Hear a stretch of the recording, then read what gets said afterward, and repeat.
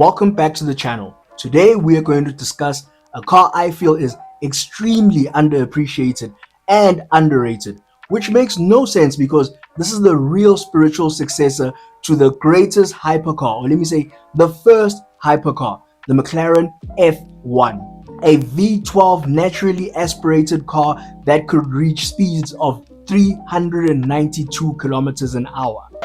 289, 390,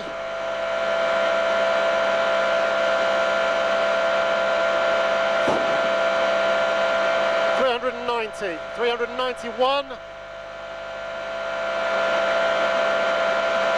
391. It will not go any more than 391.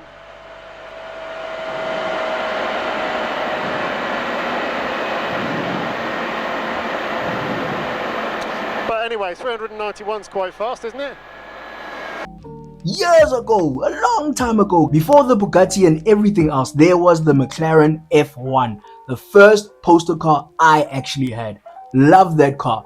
And I find it very strange that nobody talk about the Gordon Murray T.50, which is the real McLaren successor, not the P1, not the W1. If we try to put those cars into context, those are prime ministers and state officially elected people. The T50 is actual royalty.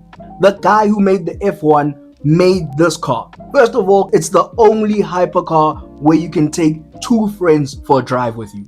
It's got 3 seats, just like the McLaren F1. 2, it's got the highest revving, naturally aspirated V12 on earth.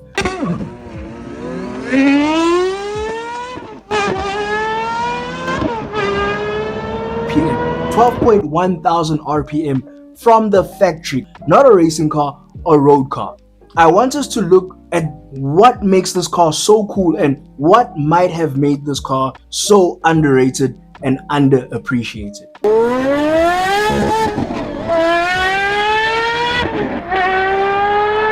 First, we start with the heart of the beast, the engine. This is a totally bespoke engine for this car, developed by Cosworth.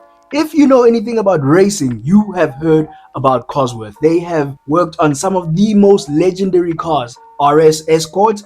Even the new Aston Martin Valkyrie has an engine developed by these geniuses.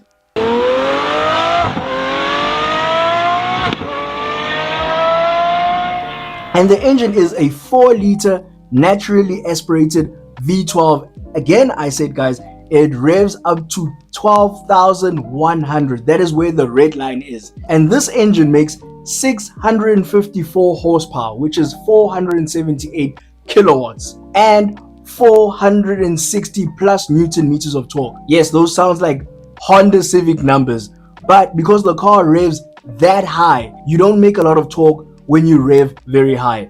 And the displacement is only 4 liters. But there's advantages to this. Because this car is ultra light, I'm talking 980 kilograms. A 980 kilogram car with a V12 is absolutely insane, unheard of. This car is lighter than a Mazda MX-5. Why is this car not spoken of even more? And because the torque is so low, you'd think this car's a slouch off the line. No, it makes 71% of that torque at 2,500 RPM. And that translates to a car that does 0 to 60 or 100 kilometers an hour in 2.9 seconds. And a top speed of over 360 kilometers an hour. I think 365 kilometers an hour. Very few cars will be able to catch this monster. Engine-wise, that cannot be the reason why this car is not loved. Another crazy part about this car is that the engine only weighs 178 kilograms. It is the lightest V12 in a road-going car. 178 kilograms, it's lighter than a super bike. The whole car is obviously made from carbon fiber because the F1, when it first came out, it was the first car to have a carbon monocoque, and the whole car was made from carbon. So obviously the tradition carries on. Another thing that makes this car very, very light is the 6-speed H pattern, which means it's a manual gearbox, which only weighs 85 kilograms. Everything on this car is lightweight to the max. That means this gearbox weighs 10 kilograms lighter than the gearbox you found in the McLaren F1. And this gearbox deals with even more power.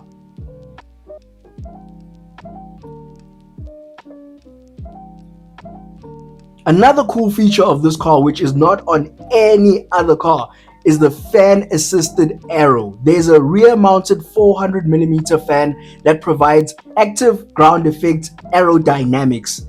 This fan is capable of increasing the downforce by 50% and reducing drag by 12.5% when you're doing top speed runs. Another cool feature is the VMAX boost mode. It can temporarily increase the engine's output to 700 horsepower using ram induction and a 48-volt starter generator. Ram induction, old school way to get more air into the engine, naturally aspirated, and make more power. The brakes are carbon ceramic brakes from Brembo. The fronts are 6-piston, the back are 4-piston. And this car generates 3.5 Gs of deceleration under braking, which is crazy. This car will stop on a dime. Now, because this car wasn't made for top-end runs or even 0 to 60 times, which 2.9 seconds is amazing, but that wasn't the whole idea of this car. This car is about absolute lightness. This car has a power to weight ratio of 663 horsepower. The original McLaren F1 was only 550, and that should show you how far things have come so far.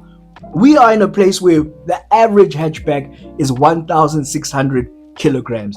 This car, V12 and all, under 1,000 kilograms. The interior, purposeful, beautiful. Everything is where it should be, and you don't have distractions. This car is all about driving. No 1,000 screens in the cockpit and all that. No. The steering in this car is hydraulic, so you get the feel of everything on the road. None of that electronic malarkey in this car. Gordon Murray wanted the people who are going to buy this car to really drive these cars.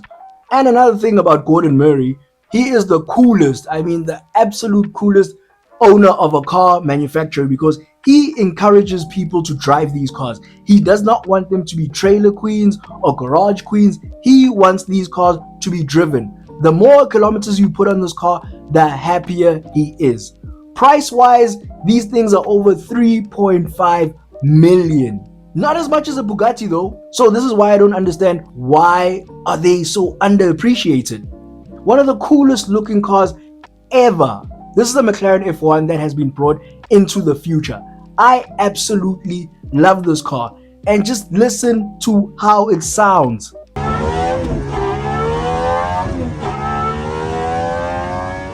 Tell me, did you know about this car? And if you did know about it, what do you think is the reason why this car is not getting as much love as the Italian supercars and all the other hypercars?